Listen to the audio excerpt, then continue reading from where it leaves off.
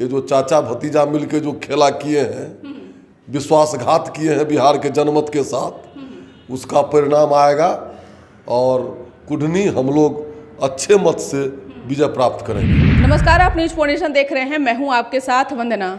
कुढ़नी विधानसभा seat पर उपचुनाव को लेकर तमाम राजनीतिक पार्टियां मैदान में हैं। इसी क्रम में अगर बीजेपी की बात करें तो बीजेपी के तरफ से केदार गुप्ता जो हैं वो मैदान में हैं। तमाम नेता लगातार प्रचार प्रसार में पहुंच रहे हैं। क्या आगे का परिणाम होगा, किस तरह के राजनीति जो है वहाँ देखा जाएगा, खासतौर से बीजेपी की अगर बात करें तो हमारे साथ बात करने के लिए इस विषय पर बीजेपी के फायर ब्रांड नेता हरिभूषण ठाकुर बचौल। सर, कुढ़नी विधानसभा सीट पर उपचुनाव को लेकर क्या कुछ कहना है, आगे किस तरह की तैयारी है और क्या जीत पाएंगे? निश्चित रूप से और बड़े अच्छे मार्जिन से हम लोग जीतेंगे चुनाव, चूँकि कुढ़नी की जनता तय कर ली है। वैसे भी 400-500 वोट से केवल हारे थे श्री केदार गुप्ता जी, और उनका एक क्षेत्र में बड़ा लोकप्रियता है। उस आधार पर साथ ही माननीय नरेंद्र मोदी जी का जो काम है और बिहार सरकार की जो विफलताएं हैं, ये जो चाचा भतीजा मिलके जो खेला किए हैं, विश्वासघात किए हैं बिहार के जनमत के साथ, उसका परिणाम आएगा और कुढ़नी हम लोग अच्छे मत से विजय प्राप्त करेंगे। लेकिन महागठबंधन के प्रत्याशी भी अगर देखा जाए तो उनके तरफ से भी लगातार, अगर तेजस्वी हों या फिर नीतीश कुमार की बात की जाए, वो भी प्रचार प्रसार में जाने वाले हैं, तो उसका क्या कुछ? निश्चित रूप से उधर 7 दल है और दलों का दलदल है, और उस दलदल में से कमल खिलेगा। वो 7 दल का जो दलदल है, कंफ्यूज्ड है लोग जो क्या करें क्या न करें, क्योंकि 32 वर्षों से बिहार में 2 समाजवादी का कब्जा है। एक लालू जी के परिवार का कब्जा है और 17 वर्ष से नीतीश जी का कब्जा है। लेकिन प्रखंड में भ्रष्टाचार वैसे ही है।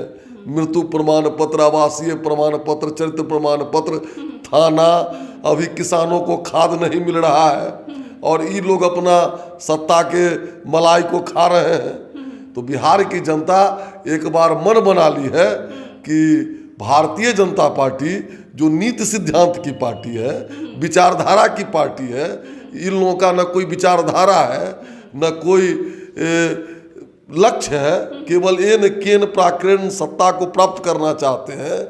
तो बिहार की जनता देख ली है, उब गई है, और इस कारण कुढ़नी में, आप कुढ़नी में जाकर के गाँव में घूमें देखें, लोग कहता है कि हम लोग इतना पीते हैं तो जेल जाना पड़ता है। हजारों लोग जेल गए हैं कुढ़नी में, अब पीने वाला कैंडिडेट बन गया है। तो नीतीश जी क्या करेंगे?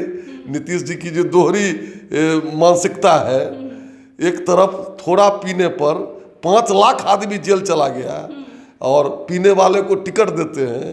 दारू माफिया को गोपालगंज में टिकट दिए, तो उनका जो